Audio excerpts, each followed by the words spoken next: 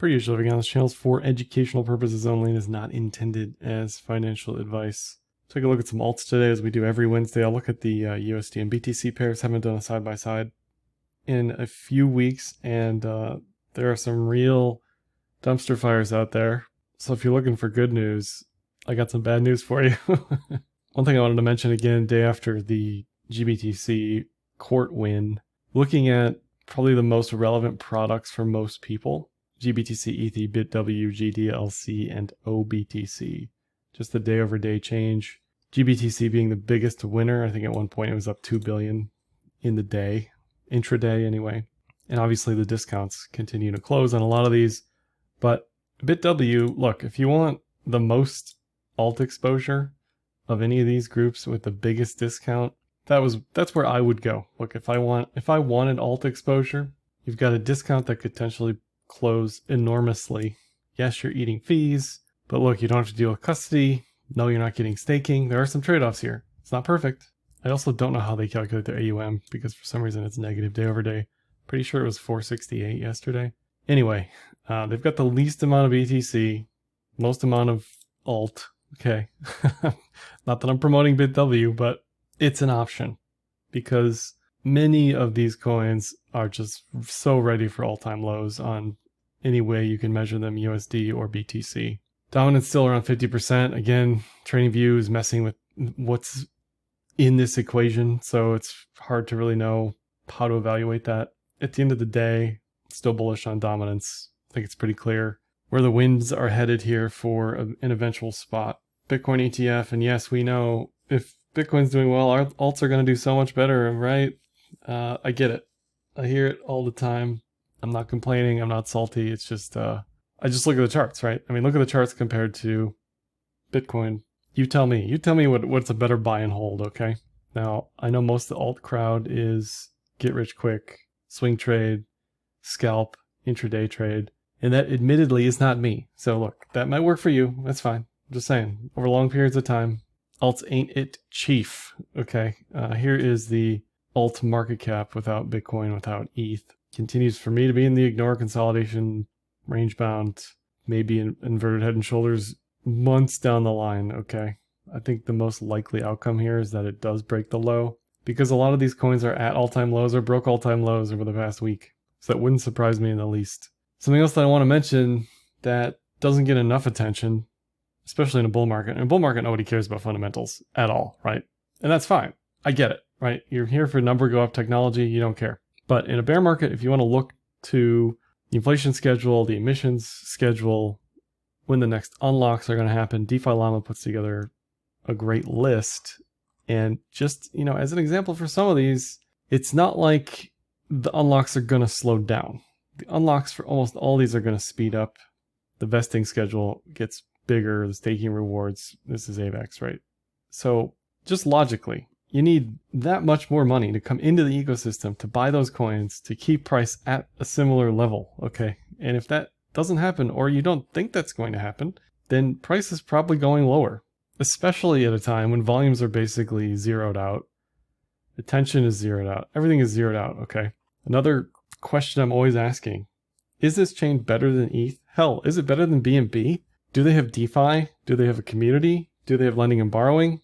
Do they have a DEX? Do they have a wallet? Do they have layer 2s? Do they have stablecoins? Now, admittedly, AVAX checks yes on most of those boxes, but some of these other layer 1s aren't even close and won't be close. Aptos, I don't know too much about, but again, this is not a vesting schedule that is favorable. Now, you could argue, well, they're going to hold, right, Josh? They're not going to sell.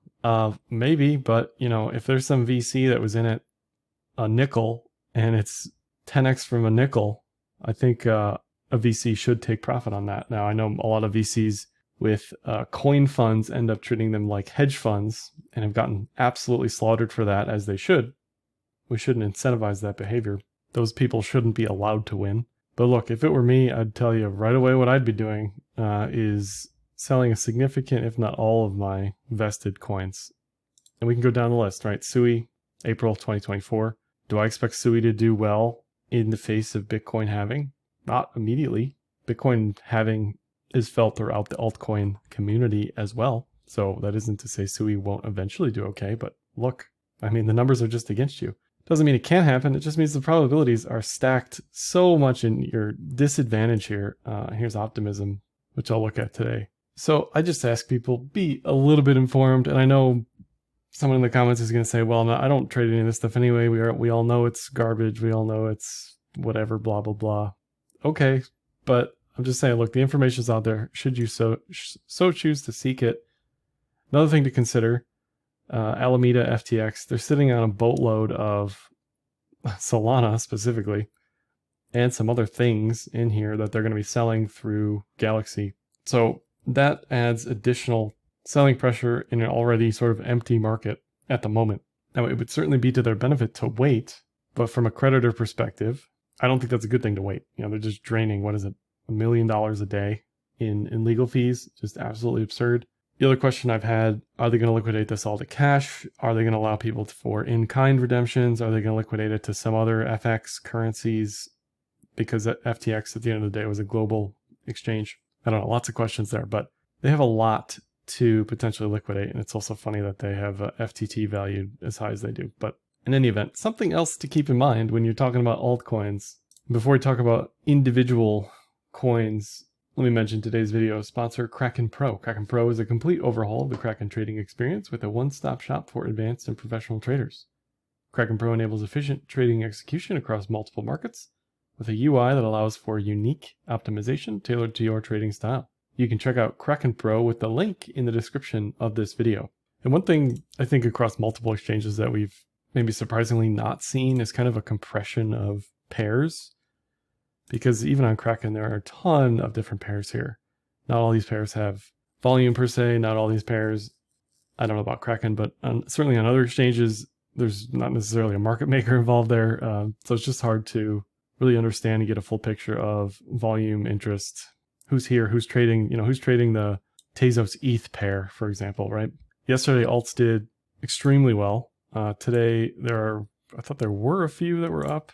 Yeah, on Kraken, they have a lot of different pairs, a lot of coins I personally haven't heard of, but hey, if you're into the altcoin world, there's certainly a bonanza for you here. And just, eyeballing something like the EOS ETH pair, one way to make money in a bear market on alts is to trade these sort of odd pairs. Not that this looks in any way bullish, but some DeFi coin against ETH, some layer 1 against ETH.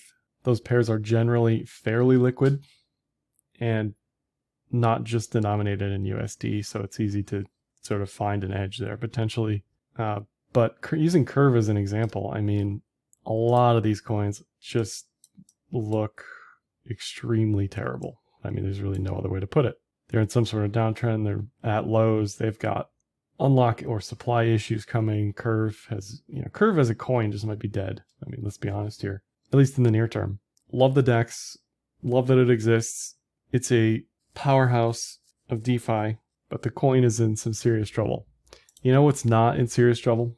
This is Visa and Mastercard hitting all-time highs today. These are charts you're not going to see in altcoin land. These are the charts everyone hopes for, obviously, but you're just not going to see that. In fact, you're going to see the inverse of this in most of these charts. Okay, so just take a mental model snapshot. This is what you want to see. Okay, and this is what we definitely are not seeing. We are not seeing recapturing of any trend. We're not seeing bullish reversals. We're just not seeing it, period. Even in ETH, which saved itself a little bit yesterday on the USD pair. And yes, this is a weak hidden bullish divergence. You don't have to agree with me. I don't care. Look, we didn't make a lower low. We made a lower low on the oscillator. That's some sort of bullish divergence. RSI is measured on closes, not on wicks. It's good enough for me. So this has a chance like the 2015 BTC USD pair. I wouldn't bet the farm on it, but it's got a shot. It still needs volume to really be the deciding factor. Definitely leans bearish.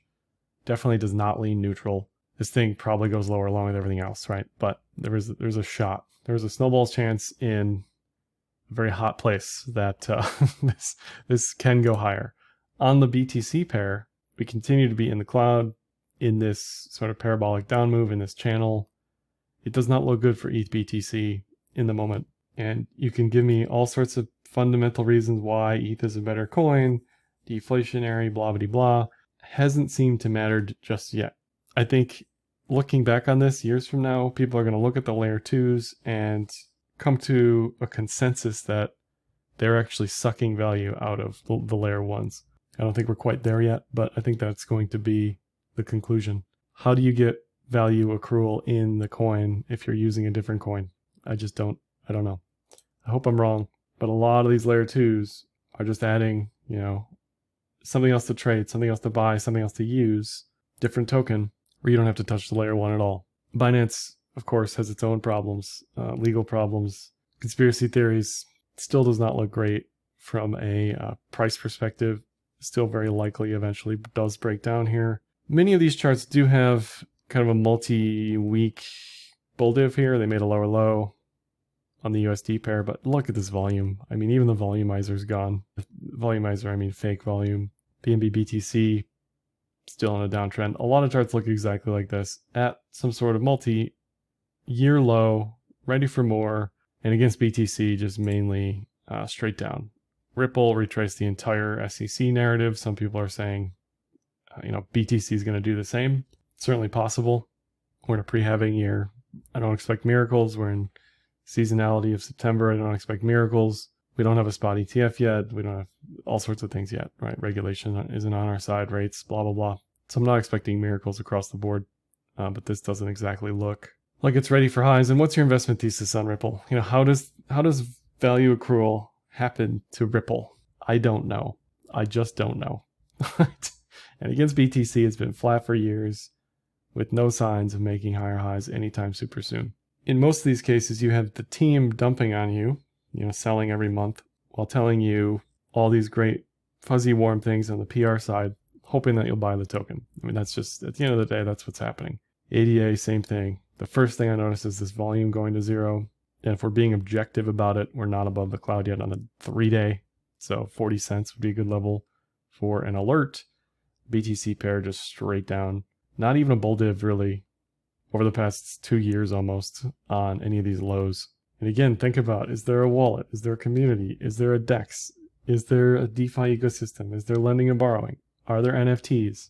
If the answer is a lukewarm maybe yes to all those questions, your layer 1 might be in trouble. And even as far back as 2018, when I used to work for Brave New Coin, wrote this article, the conclusion, the very end, ADAs in early stages will likely need 1 or 2 years before resembling anything like Ethereum or EOS. It's funny to even put EOS in that conversation now. I still think Cardano's behind. If you ask Chuck Hoskinson, he's going to disagree with you, but just show me some numbers, okay? Doge, same thing, at lows. Doesn't look too exciting here. Now, can all this stuff reverse 10,000% from here? Sure, but that probability is, in my opinion, less than 5%, less than 2%. Not above any important measurable cloud. You're not going to miss it. That's the other thing, okay?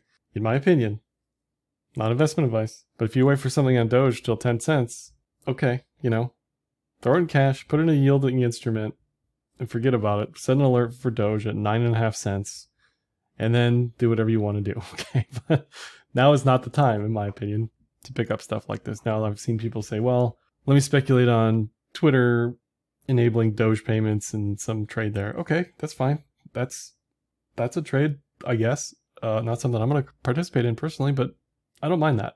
That's a speculative gamble. Doge BTC really wants 100 sats, and I think it gets there eventually. Solana, there's been a lot of chatter about, Solana summer or something summer or stablecoin summer. It makes me want to cringe out of my chair. And I just point at that FTX holdings chart, right? How are they going to sell the Solana? Are they going to sell it over time? Is that going to be additional upside, right?